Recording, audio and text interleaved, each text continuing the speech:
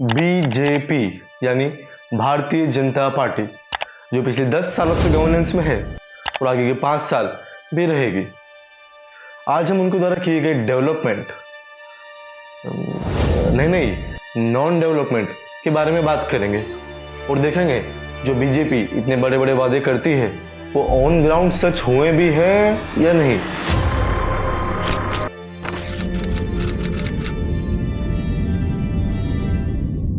प्रधानमंत्री नरेंद्र मोदी ने हर साल 2 करोड़ नौकरियों का वादा किया था। मेरे नौजवानों, क्या मेरिट के आधार पर नौकरी मिलनी चाहिए कि नहीं मिलनी चाहिए? आपकी ताकत के हिसाब से आपको काम मिलना चाहिए कि नहीं मिलना चाहिए? Our aim is to create jobs for more than 1 billion young hands. Unemployment rate अभी तक के 45 सालों में सबसे ज्यादा है और हैरत की बात यह है कि हालत इतने खराब है कि हर 1 घंटे देश में 2 बेरोजगार लोग आत्महत्या कर लेते हैं।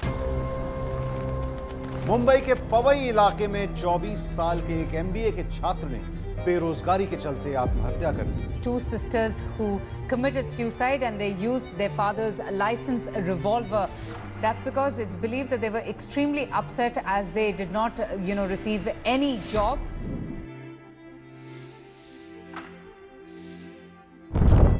ब्लैक पेपर के मुताबिक 2012 में सभी उम्र के लोगों के लिए टोटल बेरोजगार 1 करोड़ था, जो अब 2021-22 में 4 करोड़ तक पहुंच गया है। और इसके अलावा यह भी पॉइंट आउट किया गया है कि युवा बेरोजगारी 2011-12 में 6% से 2020-21 में 15% तक बढ़ गई है। 30 साल की उम्र के नीचे 10.3 करोड़ लोग एम्प्लॉयड थे 2016-17 में, लेकिन 2023 तक ये संख्या सिर्फ 7 करोड़ तक गिर गई है और सभी पोस्ट ग्रेजुएट्स और ग्रेजुएट्स में से हर तीसरा बेरोजगार है। कहता हूं ना, मैंने पार्लियामेंट में हिसाब दिया है, पार्लियामेंट में गिन गिन करके हिसाब दिया है कि रोजगार कैसे बढ़ा है। कब हो गया ये? कब हुआ? कब? ये कौन सी मीटिंग है जहां मुझे नहीं बुलाते?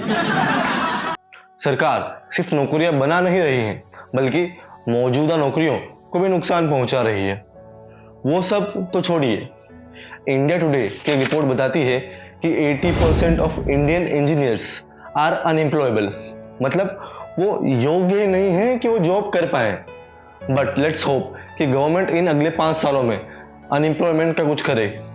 अगर आपके जी टीवी स्टूडियो के बाहर कोई पकोड़े बेचता है और शाम को 200 रुपया कमा करके घर जाता है, उस व्यक्ति को आप रोजगार मानोगे कि नहीं मानोगे? तो राम निकला रे, देव मानुष निकला।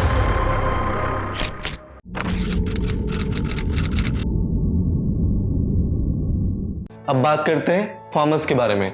2019 के मैनिफेस्टो में प्रधानमंत्री नरेंद्र मोदी ने वादा किया था कि वो 2022 तक फार्मर्स की इनकम डबल कर देंगे। डबल तो छोड़िए, 2016-17 से लेकर 2020-21 तक फार्मर्स की इनकम 1.5% घटी है। देश के किसानों की आय 2 गुना करने का लक्ष्य लेकर के आगे बढ़ना है। समझ रहे हो ना? बीजेपी वादे तो कर देती है पर ऑन ग्राउंड कुछ दिखाई देता है नहीं। वाह मोदी जी, वाह वाह। किसान का गवर्नमेंट पे भरोसा है नहीं, किसान मर भी जाए तो गवर्नमेंट ध्यान देती है नहीं। हाँ, और एक बात, सरकारी आंकड़े ऑन फार्मर्स सुसाइड ये सरकार ने लेने ही बंद कर दी है। The fact that we haven't had any data, any formal data from the Agriculture Ministry about the depths of agrarian distress and particularly farmer suicides, this has been raised also in Parliament and the ministers have been questioned. But, what is it that you're hearing?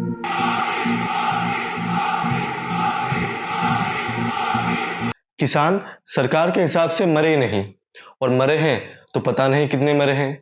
और आपको पता करना है तो हमारे पास data नहीं, और आपके पास डेटा है तो डेटा झूठ है क्योंकि वो हमने कलेक्ट किया नहीं। इनको कुछ काम नहीं, सुबह से शाम तक लेकर ये लाख करोड़ वो लाख करोड़ बोलते रहते हैं। 25 करोड़, 20 लाख करोड़, 140 करोड़, 100 लाख करोड़, 7 करोड़। फार्मर्स के ऊपर गवर्नमेंट को ध्यान देना पड़ेगा, नहीं तो फार्मर्स प्रोटेस्ट हमेशा ऐसे ही चलते रहेंगे।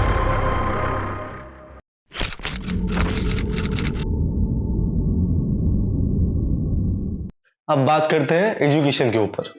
चाइना अपनी जीडीपी का 20% एजुकेशन के ऊपर इस्तेमाल करता है, जबकि इंडिया 7% का प्रॉमिस करके सिर्फ 4% खर्च कर पाता है। इंडिया में बेसिक एजुकेशन की हालत क्या है आप वो देखिए। ASER की एक रिपोर्ट बताती है कि 4 में से 1 बच्चा अपनी मातृभाषा में दूसरी स्टैंडर्ड की किताब नहीं पढ़ पाता, 3 में से 1 बच्चा सिंपल सब्सट्रैक्शन नहीं कर पाता और 2 में से 1 बच्चा 3 डिजिट के नंबर को 1 डिजिट के नंबर से डिवाइड नहीं कर पाता, और ये बच्चे 14 से 18 साल के बीच के हैं। और नरेंद्र मोदी तो G20 समिट में सुनिए। Foundational literacy forms a strong base for our youth. यहाँ पर विनबॉक्स की रिपोर्ट बताती है कि 2 में से 1 कॉलेज स्टूडेंट अनएम्प्लॉयबल है, मतलब वो रेड रेस में भी नहीं घुस पाएगा। आजकल हम स्टोरियाँ सुनते हैं कि I was in the corporate race और फिर मैं बाहर आया और मैंने अपनी चाय का बिजनेस शुरू किया, और यहाँ अपने बंदे तो रेड रेस के लायक भी नहीं हैं, अनएम्प्लॉयबल।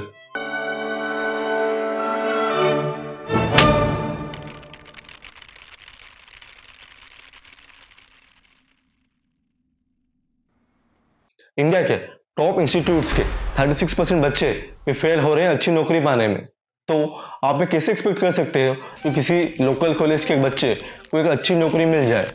एजुकेशन देश का एक ऐसा पिलर है जिसे मजबूत नहीं किया गया तो देश एक बहुत बड़े अंधकार में है।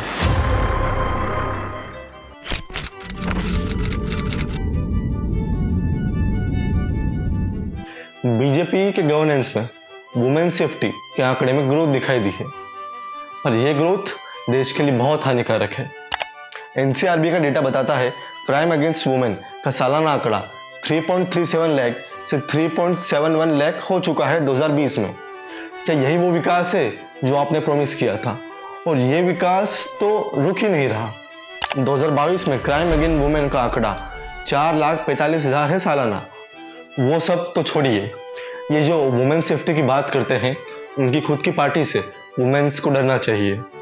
2023 के ओलंपिक में मेडल जीतने वाली हमारी महिला पहलवानों ने सेक्सुअल हैरेसमेंट का आरोप लगाया रेसलिंग फेडरेशन के प्रेसिडेंट अध्यक्ष और बीजेपी एमएलए ब्रिजभूषण सिंह के खिलाफ। प्रदर्शन करने पर पुलिस ने उन्हें जबरदस्ती हटा दिया जंतर मंतर से।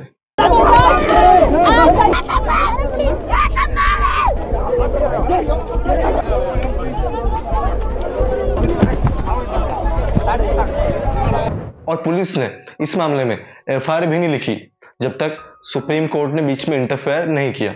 2024 प्रज्वल रेवन्ना जो जनता दल में एमपी हैं हासन कर्नाटका से, वो दोषी पाए गए फॉर रैपिंग मल्टीपल वुमेन, और उन्होंने 70 से ज्यादा महिलाओं के वीडियो बनाए सेक्सुअल एक्ट्स करते हुए।